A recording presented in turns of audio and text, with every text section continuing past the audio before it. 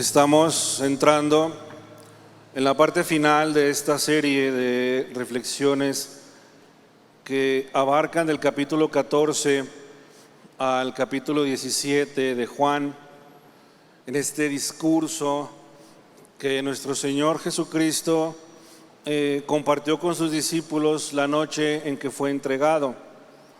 Estamos abordando ya casi la mitad del capítulo 17 y hoy les pido que vayamos y nos ubiquemos en Juan capítulo 17, versículos del 13 al 16. Juan capítulo número 17, versículos del 13 al 16. Ahí en su Biblia o en su dispositivo está proyectado de todas formas. Vamos a leerlo en la versión 60, este pasaje, y dice así la palabra de Dios. Sígalo atentamente con su vista ahí en su lugar. Pero ahora voy a ti, y hablo esto en el mundo para que tengan mi gozo cumplido en sí mismos. Yo les he dado tu palabra, y el mundo los aborreció, porque no son del mundo, como tampoco yo soy del mundo. No ruego que los quites del mundo, sino que los guardes del mal. No son del mundo, como tampoco yo soy del mundo. Esto es palabra de Dios. Debió haber sido una escena muy conmovedora, donde se sitúa este momento de la oración de Jesús. Están ya casi llegando. Es muy probable que esta oración, este momento, se esté dando ya en el huerto de Getsemaní. Jesús está ya a minutos, quizás un par de horas de ser entregado, y en esta parte final de todo este discurso que arranca desde el capítulo 14 y que Juan registra, Jesús está terminando este diálogo con los suyos y lo hace con esta oración que viene en el capítulo 17. Esta oración, hermanos, este capítulo, bueno, todo este diálogo de Jesús, lo hemos visto en semanas anteriores, nos da una oportunidad o nos invita a que nos situemos ahí en este momento, que podamos estar con Jesús en el aposento alto y luego que camináramos con Él y con los discípulos por las puertas del templo y luego lleguen al huerto y ahí seguir con esta plática. Los detalles que Juan registra, las palabras, nos permiten esa oportunidad de imaginarnos que estamos ahí, siendo parte, acompañándoles en ese momento. Y por eso decía que debió haber sido una escena muy, muy conmovedora, muy increíble, porque es Jesús quien está orando por sus discípulos y ellos lo están viendo a su maestro que está orando al Padre, a Dios. Es increíble, y digo que es increíble porque está el Hijo de Dios orando a Dios mismo, al Padre. No, la Biblia no registra algún hecho extraordinario en este diálogo de Jesús. No dice que lo hizo de una forma o con algún elemento adicional, simplemente que comenzó a orar. Y entonces eso nos mueve a pensar que la oración de Jesús, la forma en que Él está orando es muy similar a la que nosotros hacemos cuando oramos a Dios. Es una oración, es un diálogo que tiene con el Padre.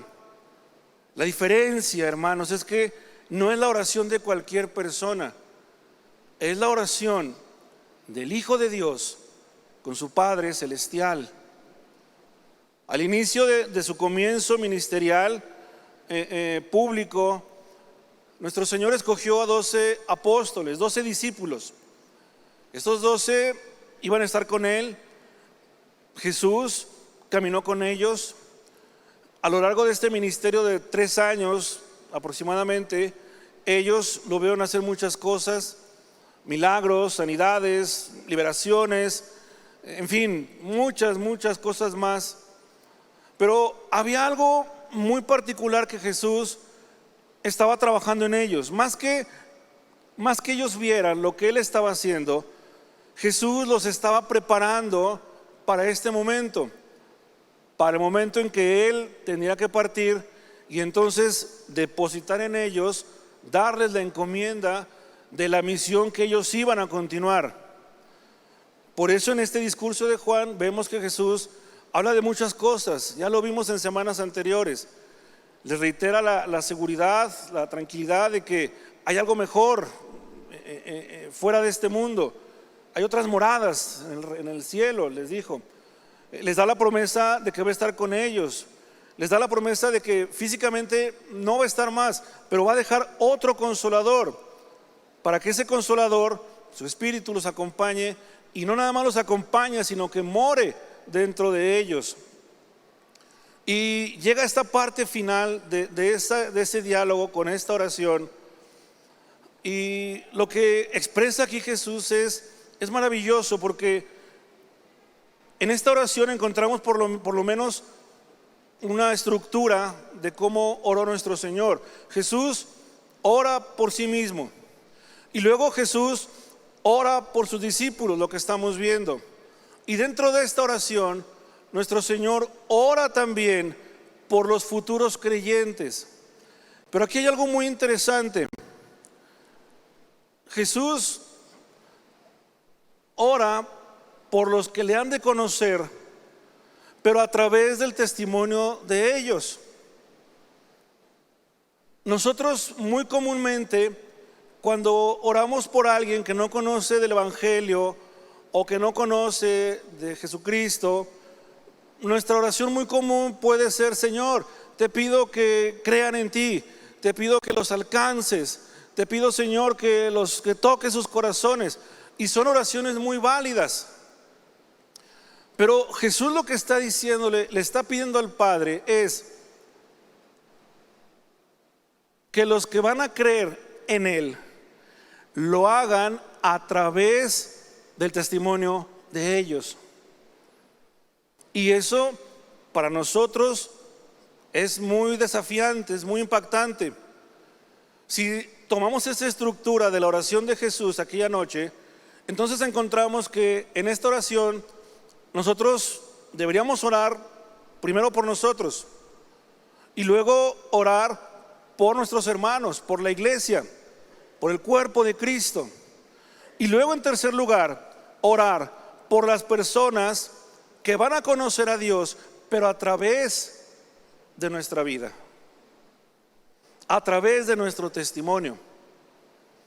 Y eso nos lleva entonces a replantear muchas cosas de nuestro testimonio como cristianos en el mundo. La gente de allá afuera, hermanos, la gente del mundo va a creer en Jesús por lo que vean en nosotros, por lo que tú y yo podamos reflejar a ese mundo, a esas personas. En esa oración Jesús pide que Él y sus seguidores le sean fieles a la misión que Dios les ha entregado. En esta oración Jesús pide que vivan y que proclamen la verdad de su mensaje. ¿Sí? En este ejercicio de nuestro Señor nos invita a meditar en la profundidad de esta oración. Y desde luego es una oración que nos invita, ¿sí? Nos lleva a expresarle nuestra gratitud a Él. ¿Sí? Jesús no solo oró por la unidad, por la conservación de sus discípulos, ¿sí? Jesús estaba en algo muy interesado profundamente. Oraba también para que su gozo se cumpliera en sus vidas. Jesús, hermanos, estaba orando al Padre para que su gozo también fuera el gozo de sus discípulos. Y entonces nos tenemos que preguntar, ¿cuál es el gozo de nuestro Señor? ¿Cuál es el gozo de Jesús? Su gozo estaba arraigado en una comunión total con Dios su Padre. Su gozo era fruto de una fe verdadera y de una confianza en su Padre. El gozo de Jesús venía de ver las grandes cosas que Dios había hecho. El gozo de nuestro Señor nunca fue disminuido por el pecado del mundo. El gozo de Jesús tampoco fue disminuido por el engaño. También el gozo de nuestro Señor nunca fue disminuido por permitir la más mínima oportunidad al diablo. Jesús nos estaba compartiendo y les está compartiendo a los suyos ese gozo. Quería que sus discípulos experimentaran también ese gozo. El gozo de la unidad con el Padre, con Dios. El gozo de una fe total y absoluta y una dependencia con Dios. El gozo de saber que ninguna artimaña del enemigo, ninguna insinuación del diablo iba a prevalecer en contra de sus discípulos. Y había un gozo más que Jesús quiere compartir con los suyos, y es el gozo de su palabra. Les dijo aquella noche, le dijo a Dios aquella noche: yo les he dado tu palabra. Le dijo al Padre aquella noche. Hermanos, Jesús, no hubo una sola palabra durante su ministerio que no hablara, que no viniera de parte del Padre. Todo lo que Jesús habló, todo lo que Jesús hizo, todo lo que Jesús realizó, le fue dado por Dios. Y eso nos enseña otra característica de nuestro Señor, la de ser un mensajero, un anunciador, un proclamador de las verdades de Dios. Es increíble cómo el Señor toma todo lo que el Padre le da y lo comparte tal cual con los suyos, con nosotros. Nunca vamos a encontrar en una palabra de Jesús, en una enseñanza, algún pensamiento profundo sobre la vida. Nunca vamos a encontrar un pensamiento teológico que sus discípulos no puedan entender. Es increíble cómo Dios transmite su palabra en su Hijo de una forma tal que los que le están escuchando lo reciban y lo entiendan y lo comprendan completamente. Hay una enseñanza en esta actitud de Jesús, y esa enseñanza es el papel que nosotros desempeñamos cuando anunciamos la palabra de Dios. Somos portadores de su palabra, somos anunciadores de su palabra. Lo que nosotros compartimos al mundo es su palabra. El mundo no necesita escuchar consejos de teología avanzados o muy profundos. El mundo necesita escuchar hoy en día el mismo mensaje claro y sencillo que Jesús pronunció en aquel tiempo. Quiera Dios que use nuestras vidas como esos mensajeros, anunciadores, heraldos de las nuevas buenas, de las buenas nuevas para este mundo, aún y a costa de lo que eso implica, porque Jesús habló y dijo: el mundo los va a aborrecer a causa de su palabra. Cuando tú anuncias el mensaje del Evangelio, cuando tú proclamas las verdades de Dios, debes de entender que ese mensaje, esa proclamación, ese anuncio va a contracorriente del mundo. El mundo no lo puede aceptar, el mundo no lo va a recibir con agrado, porque es un mensaje que va en contra de esa corriente del mundo, en contra de su pensamiento, en contra de su acción, en contra de sus intenciones. La palabra de Dios va en contra de todo eso. Por eso Jesús dijo: el mundo los va a aborrecer a causa de su palabra. Y llegamos a la parte de esta oración en donde nuestro Señor, es increíble que Dios piense en todo, porque todo lo que Él les está encargando, todo lo que Él les está encomendando, tenía que ser cerrado en esta oración con lo siguiente. Les dijo aquella noche: no ruego para que los quites del mundo, sino que los guardes del mal. No son del mundo, como tampoco yo soy del mundo.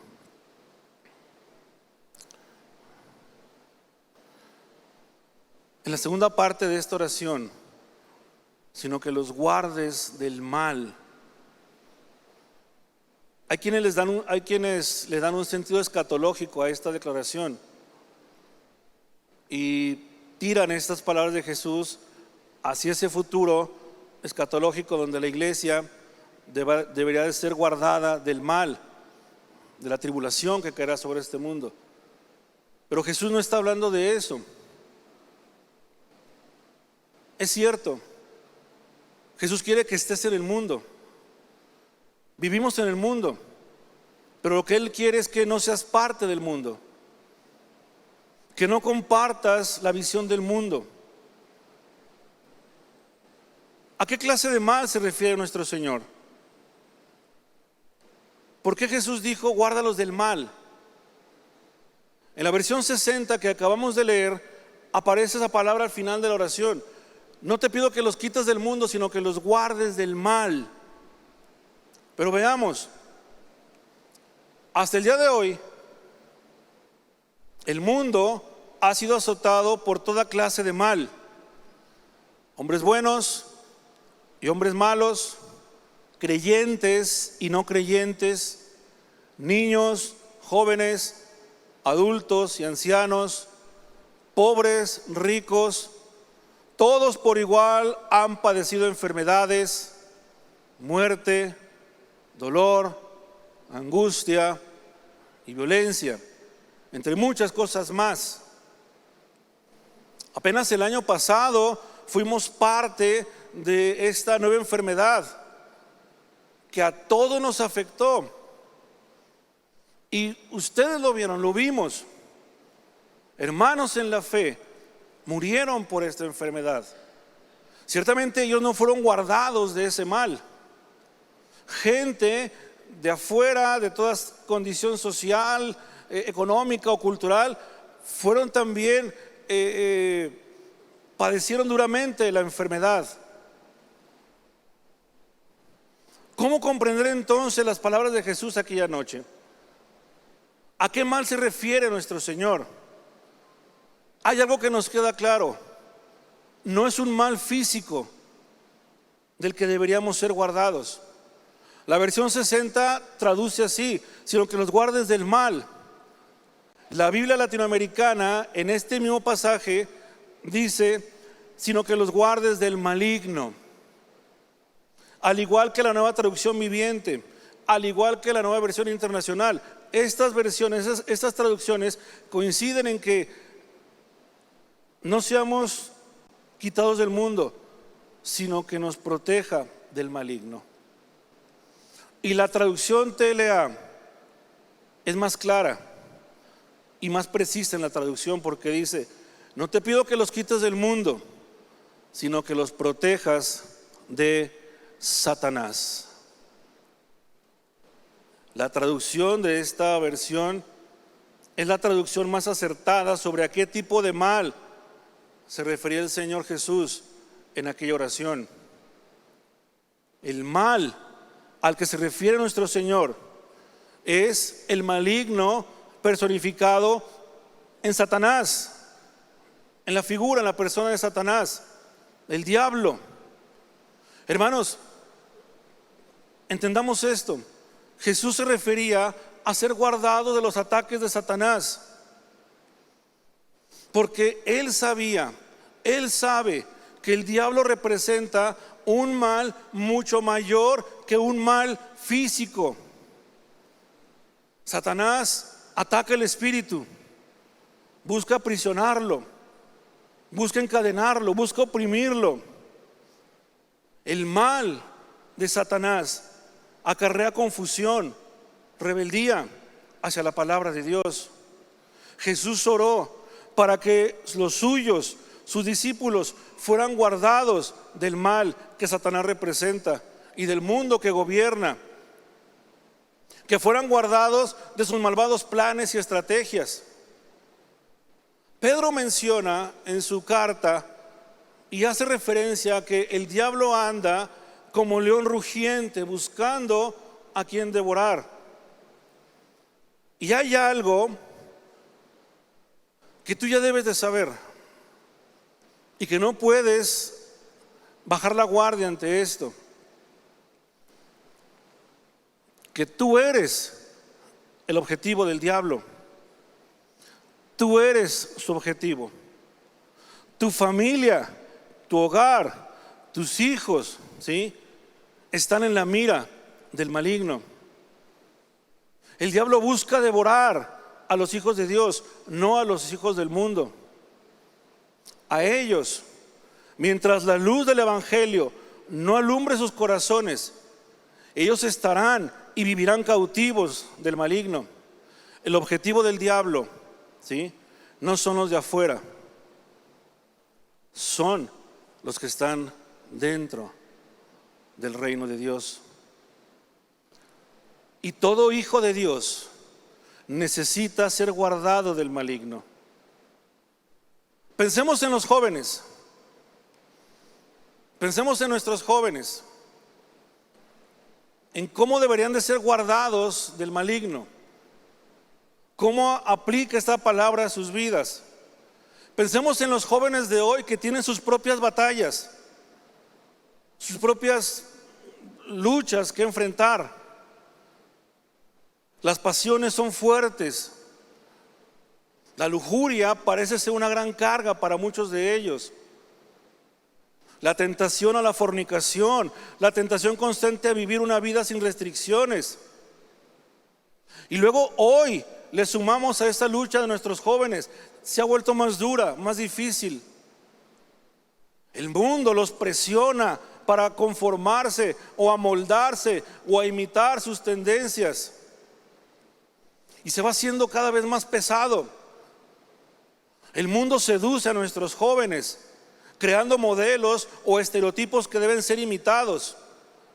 Tendencias culturales, discursos que apelan a una causa, pero que en el fondo esa causa solo atenta contra los principios de santidad y obediencia a la palabra. Ese mundo pone a Dios o pinta un Dios a nuestros jóvenes como un ser pasado de moda, poco comprensivo, castigador, intolerante con dichas causas. Y luego vamos a los niños, nuestros niños. El maligno está penetrando sus mentes. Lo hace con conceptos, con ideas, con pensamientos que pervierten toda la verdad bíblica.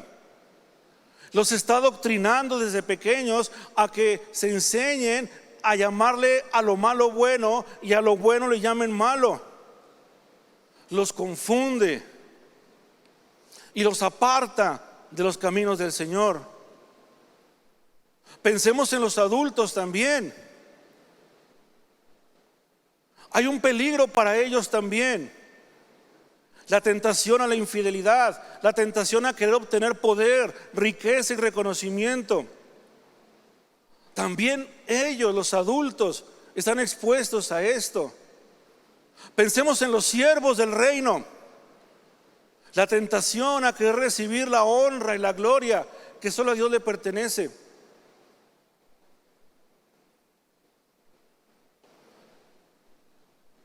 Hace tiempo escuché esta historia de un pastor que al término de un mensaje, de un sermón, al estar despidiendo a su congregación, se acercó una hermana ancianita de la iglesia, muy emocionada, muy contenta, diciéndole: pastor,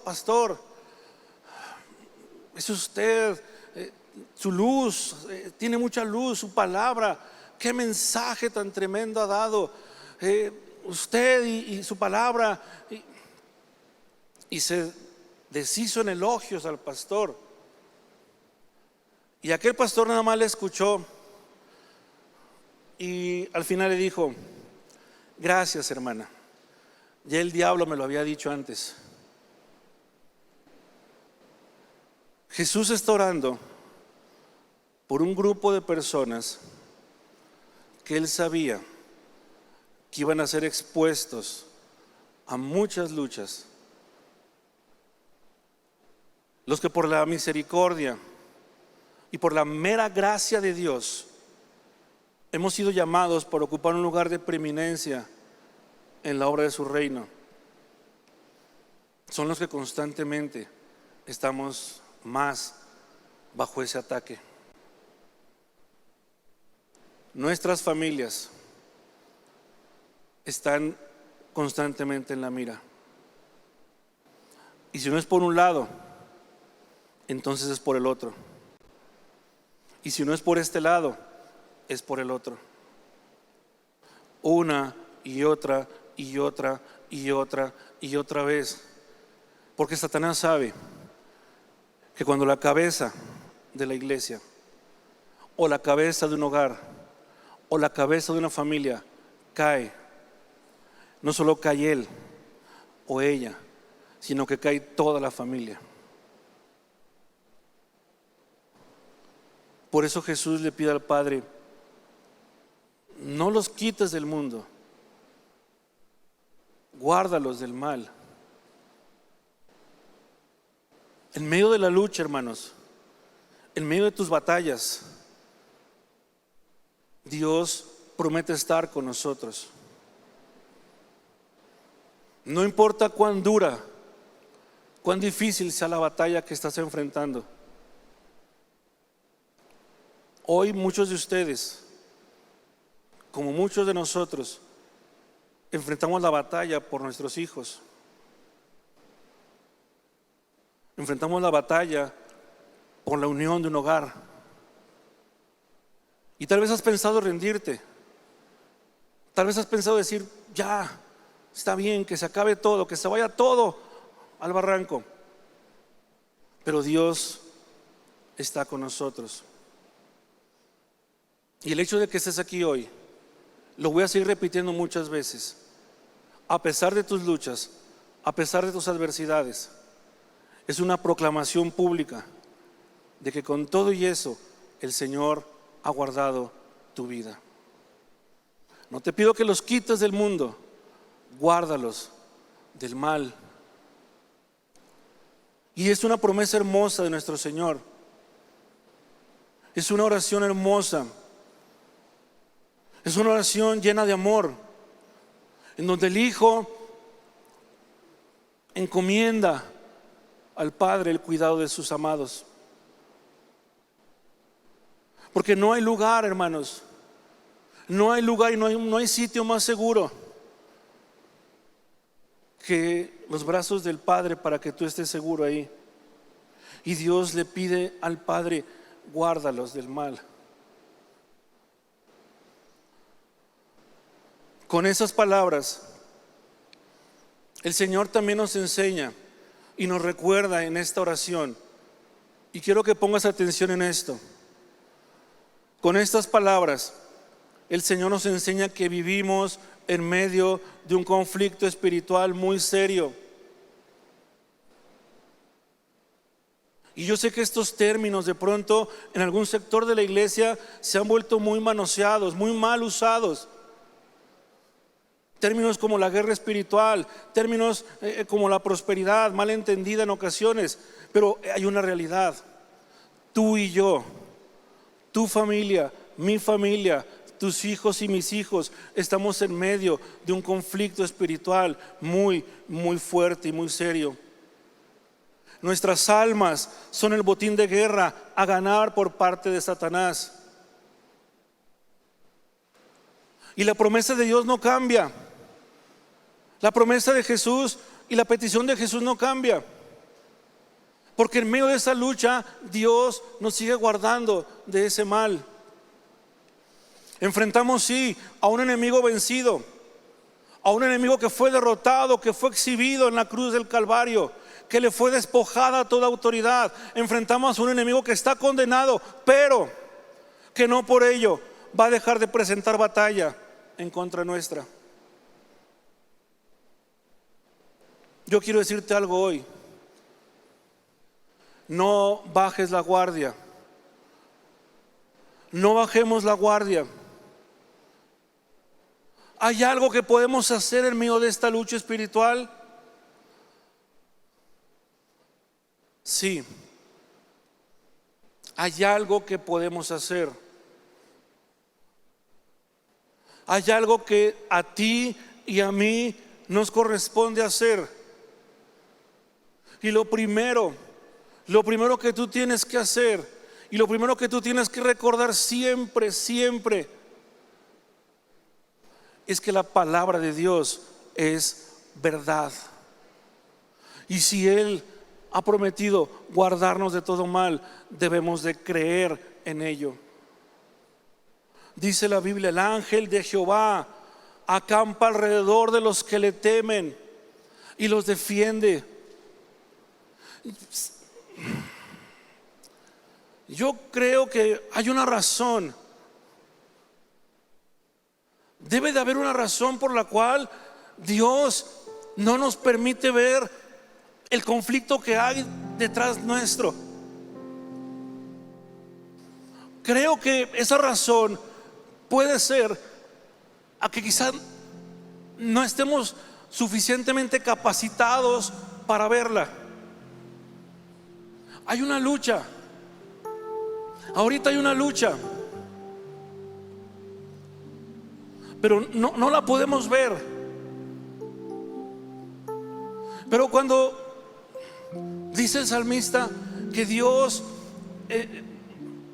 no duerme, no cabecea, que Él cuida de su pueblo, hermanos, eso lo hace todas las veces. Pero hay ocasiones en que cuando tú sí duermes, cuando tú sí descansas, se dan quizá las batallas más duras, más difíciles, más cruentas en contra de nosotros.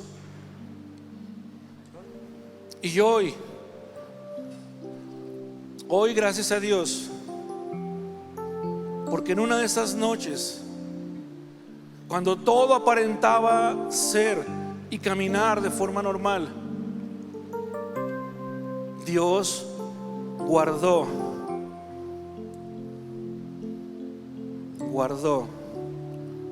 la vida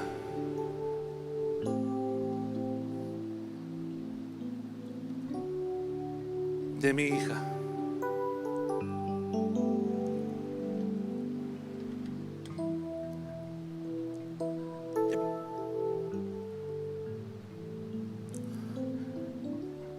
La palabra se cumple.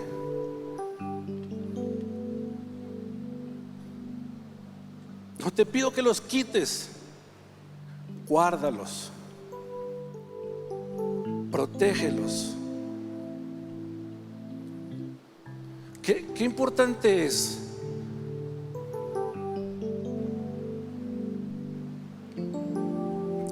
que en este momento de crisis esta palabra viene a traer un nuevo aliento.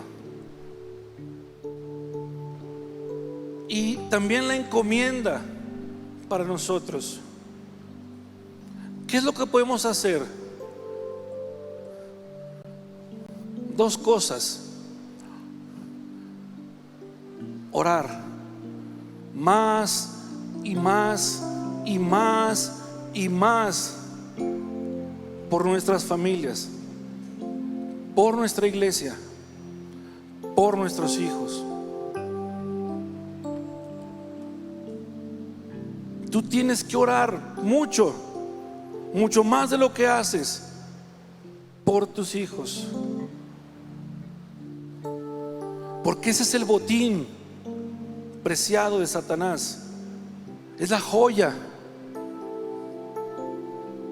y él va por ella, va por los padres, va por las cabezas de hogar, va por las cabezas de la iglesia. Quiere derribar, y no solo derribar, quiere destruir, y quiere matar, y quiere destruir toda obra de Dios.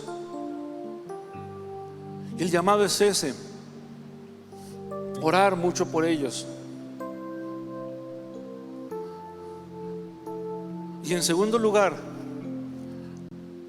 hay un pasaje en Hechos que me llama mucho la atención, y en cierta forma tiene que ver con lo que les acabo de decir. Dice: entonces volvieron a Jerusalén desde el monte que se llama del Olivar, el cual está cerca de Jerusalén, camino de un día de reposo. Y entrados, subieron al aposento alto, donde moraban Pedro y Jacobo, Juan, Andrés, Felipe, Tomás, Bartolomé, Mateo, Jacobo hijo de Alfeo, Simón el celote y Judas hermano de Jacobo. Todos estos perseveraban unánimes en oración y ruego. Estos mismos hombres que acabo de mencionar, Pedro, Jacobo, Juan, Andrés, Felipe, Tomás, Bartolomé, Mateo, Jacobo, Simón y Judas, son los mismos hombres por los que Jesús oró esa noche. Son los mismos hombres por los que Jesús le pidió al Padre: no te pido que los quites, sino que los guardes del mal. La promesa de Dios no va a cambiar, pero sí hay algo que tú y yo no debemos dejar de hacer. Dice la Biblia que estos mismos hombres, después de que Jesús oró por ellos, después de que Jesús los encomendó al cuidado del Padre, ellos siguieron haciendo su parte. ¿Y cuál fue su parte? Estaban unánimes en oración y ruego.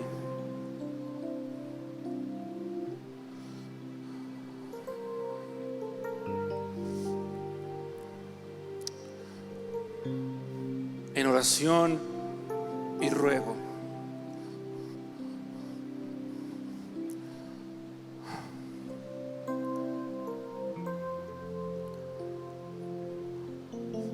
No bajemos la guardia y no te rindas. Cada uno tiene ahorita una trinchera difícil, complicada. Tal vez no son tus hijos, tal vez es alguien de tu misma casa, tal vez es la enfermedad, tal vez es tu esposo, tu esposa, no lo sé. No te rindas y cree en esta promesa. Él ha prometido guardarnos de todo mal. Póngase de pie un momento, por favor.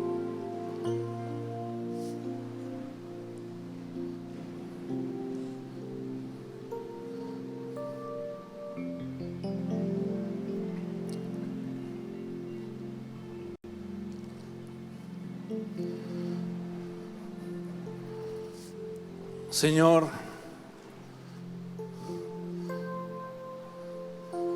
y amado Padre Celestial,